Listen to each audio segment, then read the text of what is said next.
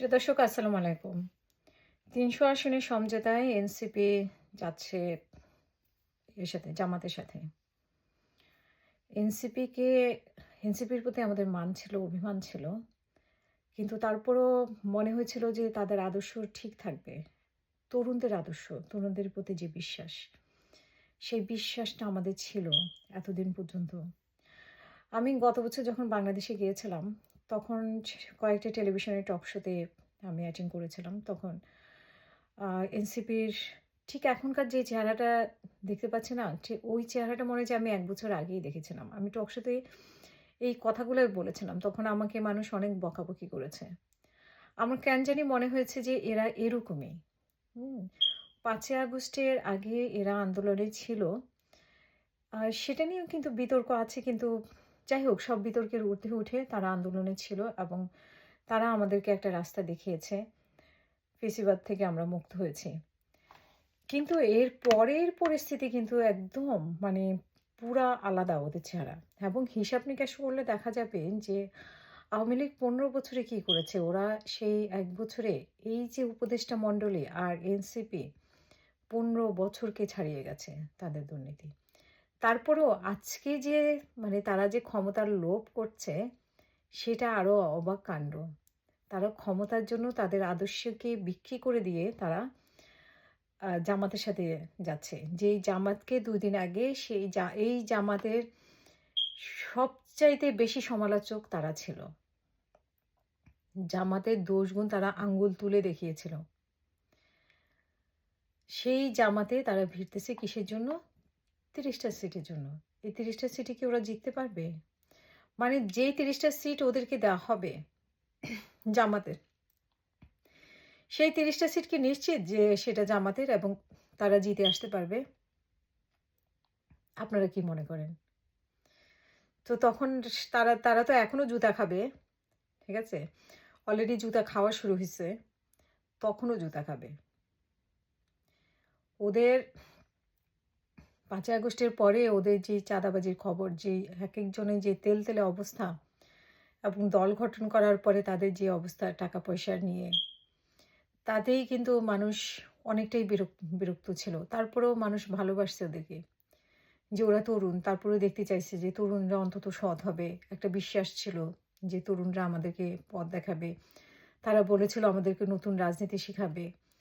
নতুন বাংলাদেশের স্বপ্ন দেখিয়েছিল। আমরা মুখে যত কথাই বলি না কেন, তারপরে একটা স্বপ্ন ছিল। আজকে সত্যি মনটা ভেঙে গেছে যে ওরা তো চরম লোভী। ওরা লোভ করে যাচ্ছে। ওদের লোভ আগেও টের পেয়েছে, কিন্তু আজকে মানে পুরোপুরি শিওর হলো যে ওরা কতটা লোভী।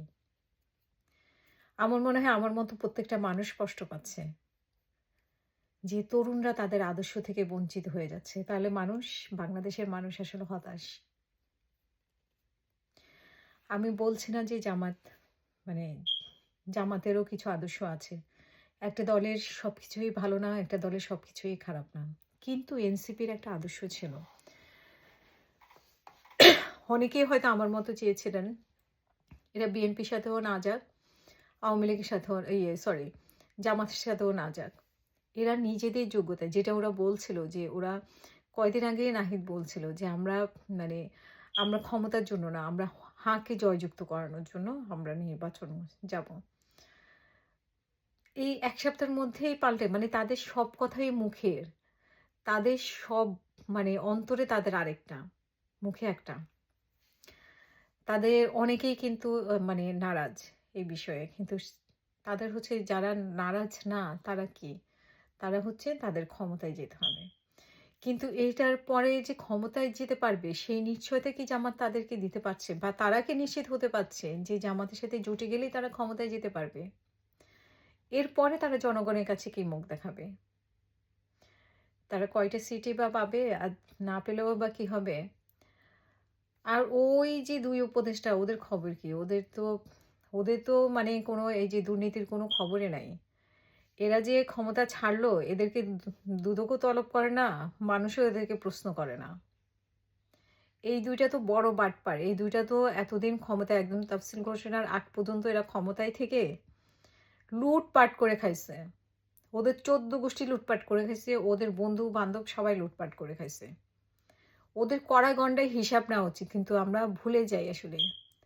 আসলে মানুষ কয়টা মনে রাখবে? এক হাদিকে, হাদির জন্য, তারপরে দীপু দাসের জন্য, মানে একটার পর একটা ঘটনা, এমন সব ঘটনা ঘটে যাচ্ছে, মানুষ আসলে দিশেহারা হয়ে গেছে। বাংলাদেশের মানুষ একেবারে দিশেহারা। তারপরেও মানুষ তরুণদের উপর, তরুণদেরকে আঁকড়ে ধরে থাকতে চাইছে যে ঠিক আছে, অনেক পুরাতন রাজনীতিবিদ অনেক ভুল করছে, অনেকে করছে। এরা যদি সৎ থাকতো না, তাহলে এরা যদি ৫ই আগস্টের পরে সৎ থাকতো, এতে যদি লোভ না থাকতো, তাহলে এরা কিন্তু একটা বিপ্লব রাজনীতিতে এরা একটা বিপ্লব ঘটাতে পারত। কিন্তু আমরা আসলে আমার মনে হয় পুরো বাংলাদেশে হতাশ ওদের লোভ দেখে। এরাই বলছিল যে এরা হাদি হবে, আমরা সবাই হাদি হব। হাদি কি লোভী ছিল? হাদি ওই যে ৫ই আগস্টের পরে এত কোটি কোটি টাকা বানাইছে। হাদি কয়টা গাড়ি চেঞ্জ করছে, পায়ে হেঁটে হেঁটে নির্বাচনী প্রচারণা করছে। সো হাদি, আমি কয়েকদিন আগেই বলছিলাম আমার একটা ইয়েতে, হাদি হওয়া সহজ না। হাদি মুখে বলা যায় আমরা সবাই হাদি হব, একটা হাদিও আর জন্মাবে না, মানে জন্মাবে হয়তো, কিন্তু এদের থেকে এখনকার যে জেনারেশন, এদের মধ্যে আর হাদি নাই। ওই কোটি হাদি, এক হাদি লুকান্তরে, এক হাদি বেঁচে নেই তো কি হয়েছে, লক্ষ হাদি লুকান্তরে, কোটি হাদি লুকান্তরে। আরে ভাই, একটা হাদিও তো আপনার হতে পারে নাই। আসলে দুর্ভাগ্য, মানে ওদের বলবো না, দুর্ভাগ্য আমাদের দেশের, আমাদের দেশেরই দুর্ভাগ্য।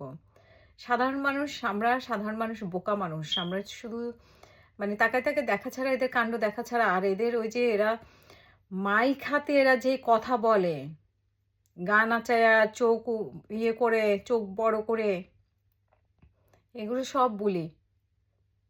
অন্তরে এদের শুধু ক্ষমতার লোভ আর টাকার লোভ। ঠিক আছে, এই তরুণরা আরো বেশি লোভী বয়স্কদের থেকে। বয়স্করা তো অনেক অত্যাচার সহ্য করছে, রাজনীতি পোর খাওয়া রাজনীতিবিদেরা। ঠিক আছে, বয়স্করা বছরের পর বছর চলে গেছে, ক্ষমতার মানে ক্ষমতা চোখে দেখে নাই। এই ১৫ বছর থাকে নাই, আওয়ামী লীগের সাথে হাত হাত মিলায়, অনেকেই হাত মিলায়া ছিল, কিন্তু বেশিরভাগই তো হাত না মিলায়া ছিল। তো তারা ছিল না, তারা কি লোভ করছে? তারা লোভ করলে তো আওয়ামী লীগেই চলে যেত। শুধু তরুণরা এখন বোঝা গেছে যে তরুণরা আরো বেশি লোভী। ওই রাশেদ খান বলেন আর এই যে নাহিদ ইসলাম বলেন, নাহিদ ইসলাম তো ওই যে ক্ষমতায় ছিল থেকে, তারপরে এখান থেকে এসে তারপরে এখন আবার দল করে এখন আবার ক্ষমতা যাওয়ার লোভ হয়েছে এদের সবার। লোভ হলে ওরা কিভাবে নিশ্চিত হয়েছে যে ওরা জামাত থেকে সিট পাবে, মানে জামাত থেকে ওরা নির্বাচন করে আসবে? ওরা বিএনপির সাথে মানে অনেক মানে ইয়ে করছিল, দেন দরবার করছিল, কোনো লাভ হয়নি। এখন জামাতের লেজ ধরছে। এনিওয়ে, সবার জন্যই শুভকামনা। তবে খুব আপসেট লাগতেছে, সত্যি খুব খারাপ লাগতেছে। তরুণদেরকে এভাবে চিন্তা করি নাই। ভাবছিলাম যে কিছুটা হলেও তাদের মধ্যে আদর্শ থাকবে, কিন্তু আজকে মনে হচ্ছে ওদের মধ্যে, বাংলাদেশে কোনো মানুষের মধ্যে কোনো আদর্শ নাই আসলে। তরুণরাও আদর্শ থেকে বঞ্চিত। সো দেখা যাক কি হয়। হতাশ হব, তারপরে আমরা আশা দেখব। দেখি আমাদেরকে কি আশার আলো দেখায়। আমাদেরকে একজন আশার আলো দেখা যাচ্ছিল, হাদি, সে নাই। আমরা অপেক্ষায় থাকলাম আর কোনো হাদি আসে কিনা, আমাদেরকে আশার আলো দেখায় কিনা।